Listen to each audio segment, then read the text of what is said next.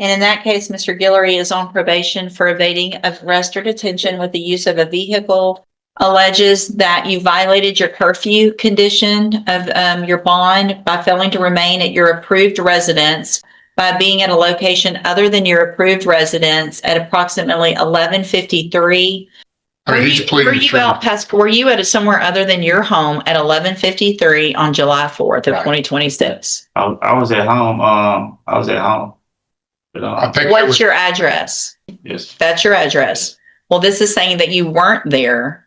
No, I think he didn't. That's not the address probation had for him, Your Honor. It specifically says in here, we'll just get, I'm going to say not true, and we'll get testimony with regard to that. Okay, y'all have a seat. Possible evading detention suspect approximately 23:20 hours on that date. Yes. And was that at the intersection of Magnolia and Wilson? Yes. Can you advise the court what it is that you observed with respect to a Dodge Charger, the parking lot there at the Honey Stop? I observed a white Dodge Charger leave the parking lot at a high rate of speed and went westbound on Super Drive. And the court is obviously aware, but can you just very briefly for the record advise what it is about that area, that location, the Honey Stop? Is that a high crime area? Last year. And something that is actively patrolled by Beaumont, and you may or may not stop vehicles, investigate possible crimes, correct? Yes, And is that for the safety of all the citizens in that area of town? it is. Okay. And after you observed that, can you tell the court what you did? I got to the intersection of Magnolia and East Lucas and went westbound on Lucas, attempting to catch up to the vehicle, continuing to travel at a high rate of speed, swerving in and out of traffic, specifically our flock system, which is a license plate reader system throughout the city. They were able to actually locate a vehicle matching the description of what I seen a little later on. Real-time crime via the flock cameras to look for it and get an eye on it. Right. And were they able to relay to you where that vehicle had stopped? Yes, or they were able to give me an area. An area. Yes. And did you proceed to that area? We did. And what did you do when you arrived in that area? What did you locate? My partner located that vehicle. Did you arrive at that location also? I And did you make contact with the owner of that residence? did. Did they know that vehicle? Was it their vehicle? Did they know who it belonged to? No, They did not. they did not. Were you advised of anything by dispatch with respect to someone calling in reference to that vehicle? Yes, dispatch called and advised that the owner of that vehicle was calling one to report the vehicle stolen. And was that owner in fact identified as Mr. Guillory? Yes, Do you see Mr. Guillory in courtroom today? I did. Upon making contact with him, I conducted a pat down for weapons and asked for consent to search his person. He gave me consent, and I located 2 Dodge key fobs in his pocket. And then beyond that, he continued to give me a rather long account of his night and how and why his vehicle was stolen. And those are a type of more sporty type, or they go faster, et cetera, et cetera. Correct. Okay. And he had that type of key fob in his pocket. He did. And that was the type of car that you had observed evading you, and Flock had observed evading at high rate of speed.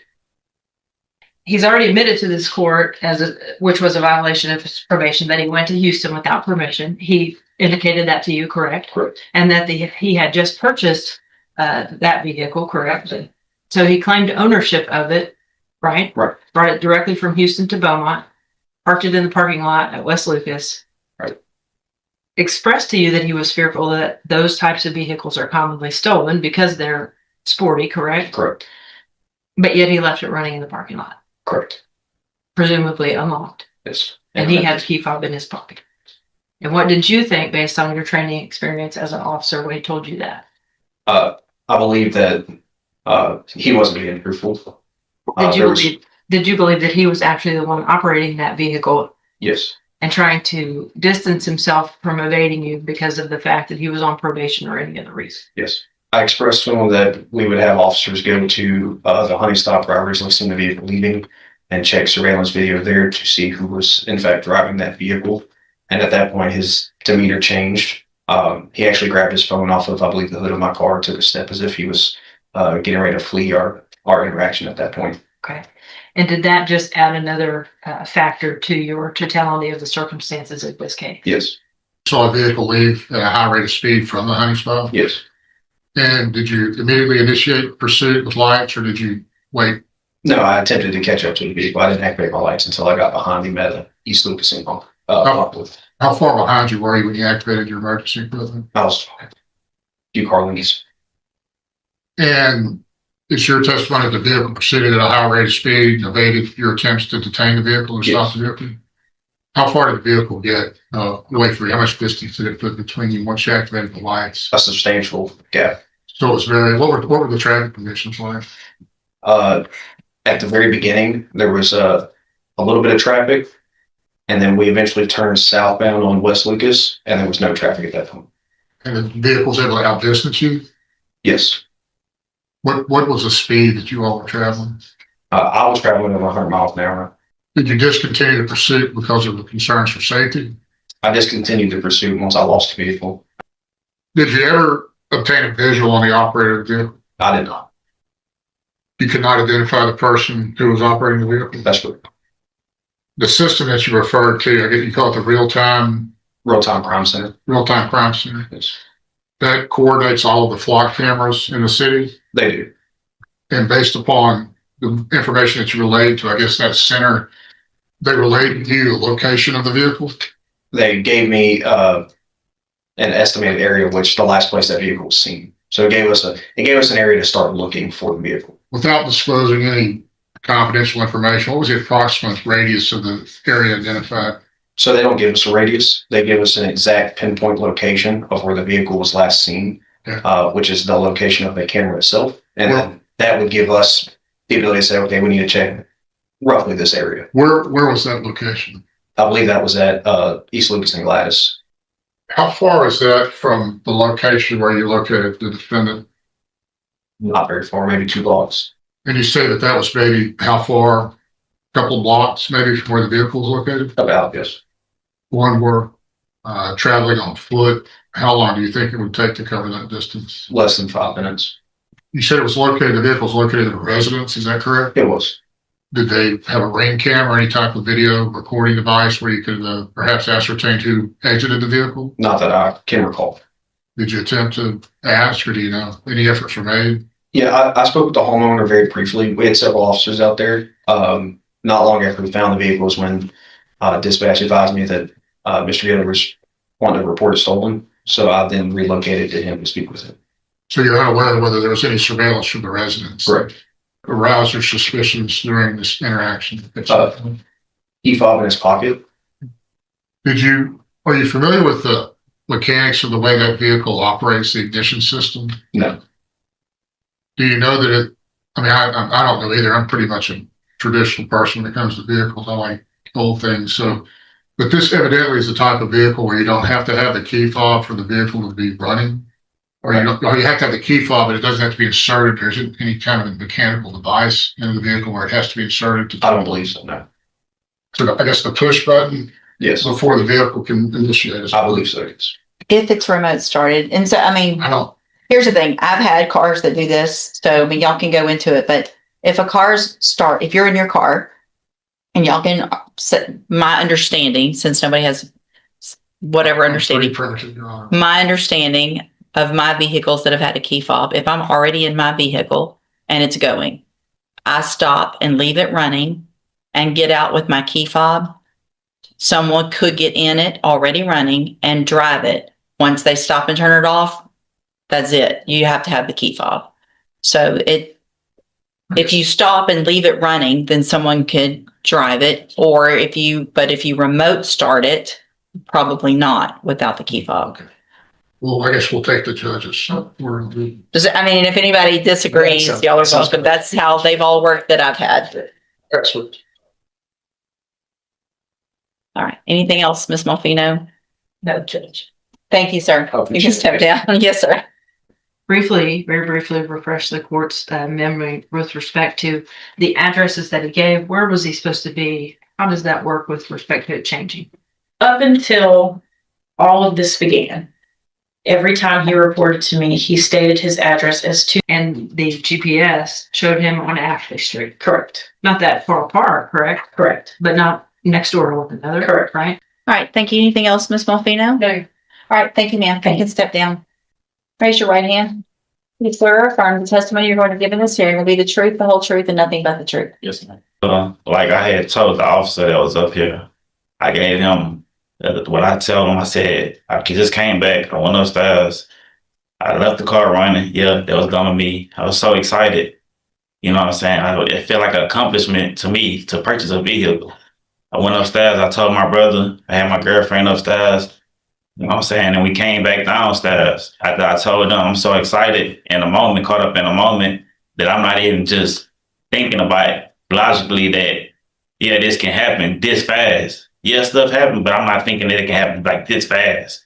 You know what I'm saying? So when we coming downstairs, I noticed that the vehicle was missing. As soon as I noticed the vehicle was missing, I'm not too much fond of how the law and stuff works. So I called my grandmother because she used to work for clerk as for the court. So she explained to me the steps what I need to do to go ahead and call and report my vehicle stolen. Is that what you did? Yes, sir. Explain to the court how the ignition system works on that. What vehicle is it? What's the make and model? It was a Dodge Charger Hellcat. What year? 2023. And how does the ignition system work on that vehicle with the key fob and the push button and all of that? When you hop in the car, it can be in your pocket. It can be anywhere. You push the button and it start right up. So when you push the button and start right up, I can get out the car, leave it running, run into the house or run into the store With the key fob. with the key fob, and it'll be still running, door unlocked. I had the other key fob that he said he had. I had a Dodge Ram truck. And I don't know how I used to always do this. Sometimes I leave the key upstairs, I leave the truck running, and I hear it run downstairs, hop in the truck, take off. And then the car or the truck would notify that, hey, the key fob is missing. So you don't dispute that you had the key fob for that vehicle when the officer questioned, is that right? Yeah, I didn't dispute. I told him that I had the key fob. Did you evade in that vehicle? Did you drive the vehicle and run from the police? No, sir. What about your residence as far as the disparity between the address that you were at and the address that you have reported to probation? Like I was telling Ms. Lopez on numerous occasions and visits, this is like heated conflict between the residence I was staying at, which is my child's mother's house, and which was my legal address, like that's on my ID.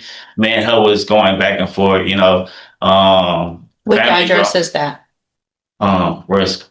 The rest? Yeah, yes, ma'am. And we was going back and forth. We trying to work things out. And in the time of us trying to work things out, a kinfolk extended his arm out to me. He was like, hey, I know what you're going through. I'm older. I done been through this. If you need somewhere to stay for the time being while you try to work it out with your child's mother, come over. You always welcome. You ain't gotta sleep in your car. You argue, you're sleeping in your car, you're sleeping in your truck, you gotta go to work. You don't have a job right now? No, sir. I got a job lined up, but I'm scared to take the job because I don't know what's gonna happen right now. Want to try to stay on probation? Yes, sir. You understand you can't go to Harris County without permission, any other county, you know that? And that was my mistake. You understand that? Yes, sir. How'd you pay for that car? How much was it?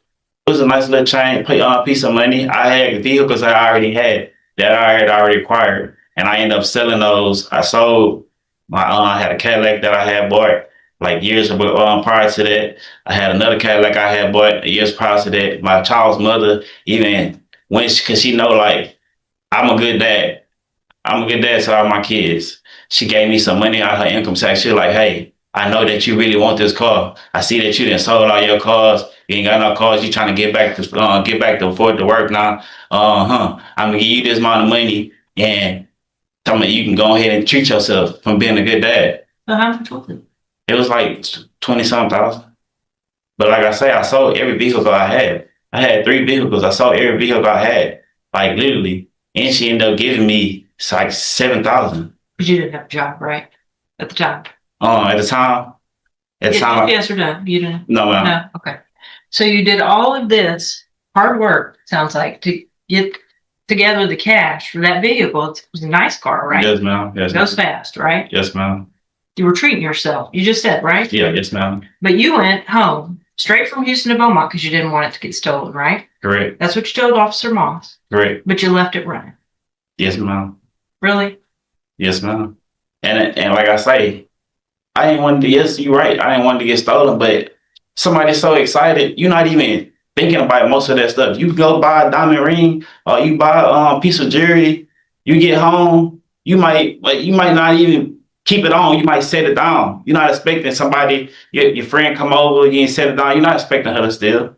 Right. We're not talking about a diamond ring. We're talking about you just spent $20,000 in Houston. Exactly. For a I Dodge- just use a scenario. Hang on. For a Dodge Charger, Hellcat, or whatever it is, and drove it straight to Beaumont because you were so excited and you were so nervous that something might happen to it, and yet you've left it running, and you want Judge West to believe that someone else just happened to get in it, innovate all over Beaumont, and then when you went back downstairs, you called 911 and said it was missing, right? Yes. Is that what you want her to believe? Yes, ma'am. And you violated all these other conditions of her probation, right? But she's supposed to take your word for this? Yes or no? Yes, ma'am. Thank you. Judge, I would just ask the court to take into account everything that Ms. Lopez has testified to both last week and this week with respect to those, the answers solicited from the defendant himself, and the testimony of Officer Moss. Obviously, I'm not standing before you stating that I would have presented that evidence to a jury for beyond a reasonable doubt standard with respect to evading, but I think based on the totality of the circumstances that the court is allowed to take all of that into consideration, including Officer Moss's testimony, including the defendant's own testimony, that despite spending that money, not having a job, despite driving it straight here, he left it running in the parking lot and wants the court to believe that he did not evade, but yet someone stole the vehicle in that 20-minute time frame, and it was not him, and this is not his fault. He's on probation for evading, Judge. He has a known habit of fleeing from officers. He knew he was on probation. He probably didn't want to stop for some other reasons that I can speculate too, but I won't suggest. Judge, I just believe based on the totality of the circumstances and what the court has at its disposal. Thank you. Mr. Kimler, with regard to the allegations. Your Honor, I think the court has sufficient evidence with the police of true to revoke his probation if the court's so inclined. As far as the evading detention motor vehicle, in your case, the evidentiary standard, and I appreciate the prosecution admitting this, probably falls short of a beyond a reasonable doubt standard. The question of whether it meets compliance to the evidence standard, I would submit the court to at least is 50-50.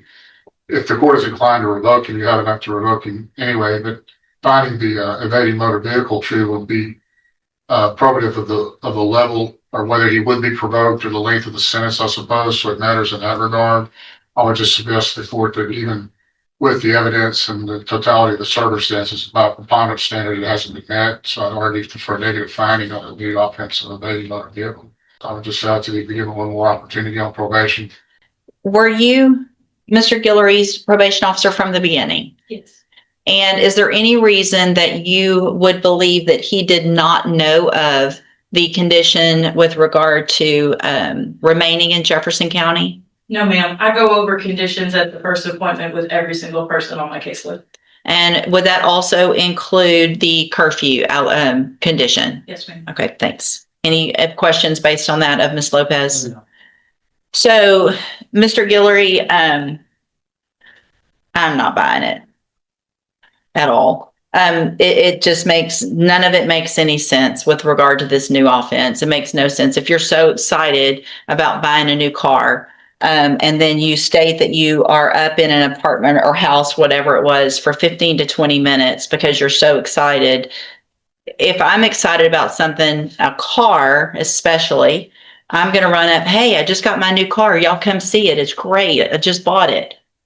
15 to 20 minutes already doesn't make sense, but what that does is buy time for a story of somebody stole my car. The fact that you were arrested, or at least found, not arrested, when they came to you, I think the Officer Moss said less than a couple of blocks from where the car was located. I mean, it all just points to easily the fact you've already had your opportunity. Yeah. Okay, so I'm going to find the standard is a preponderance of the evidence, and I am going to find by a preponderance of the evidence count 1 true. I am going to find count 2 with regard to employment true. I am going to find Count 4, with regard to the address, true. The addresses are ridiculously confusing, which all that means to me is you're not where you're supposed to be when you're supposed to be there. The community service, I'm not going to worry about because he had done some and there was some added because of the violations and a sanction. I am going to find count 7 true, that has to do with the curfew. I'm going to find count 9 true with regard to the bond condition of being at your location, and that's from that July 4th to July 5th time frame. And count 10 true as well with regard to not being where you're supposed to. With regard to argument on what I should do, is it your request that he's revoked?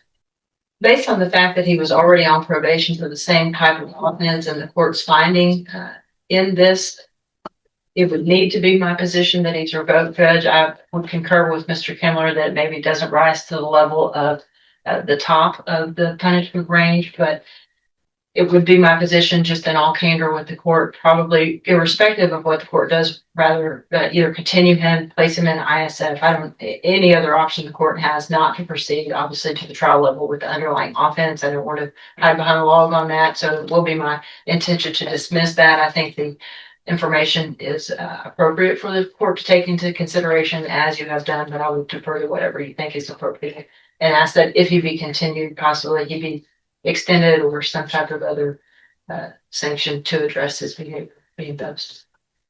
Ms. Lopez, I know we didn't get an update done because you would be here, and typically an update would have a recommendation with regard to Mr. Guillory. I know he already had a 30-day sanction in our county jail. Do you feel like there's any chance of him being successful, or is it your position that he should be revoked? He's denied responsibility in all of these instances. If he had taken any form of responsibility, my opinion may be different. But at this time, his attitude reflects that he's not taking this seriously, and so revocation would be my recommendation. Thank you. Anything else, Mr. Kimlow? As I said, no, I would just defer my previous response. All right, so Mr. Guillory, because you're already on probation for evading, and I have found that you have committed this new evading. I don't think there's any reason for me not to believe that. I understand the levels of proof in a trial, but they're different than the levels of proof that I have to find. And so I have found that true. You haven't even been on probation for 1.5 years, and you've got several allegations, not just that one, of not following the rules that I have no doubt that Ms. Lopez told you. She tells everyone. She's been a probation officer for a long time, so I don't doubt that she told you about the curfew. I don't doubt that she told you about employment and staying in Jefferson County and all of those things. In fact, the fact that you have the GPS monitoring device on now and you're still going places that you're not supposed to be going, July 4th night, and then who knows what the last week, because now you're not charging it. So at this time, I'm going to find sufficient evidence at this time based on that to find you guilty. And at this time, find you guilty of evading arrest or detention with the use of a vehicle. I am going to sentence you to a term of 3 years in the institutional division of the Texas Department of Corrections. You will receive credit on that sentence for any time that you've been in custody that the law gives you the right to receive. You're going to be handed the trial court certification. Mr. Kimmler, you're going to be handed the trial court certification. Y'all need to sign that and you'll get a copy of it. Shows that this was not an agreement. You have some rights to appeal, and you can talk to Mr. Kimmler about that. I'm also handing you a written admonishment regarding your ineligibility to possess a firearm or ammunition. As soon as you sign that, you can go back with the bailiff. Court will be in recess.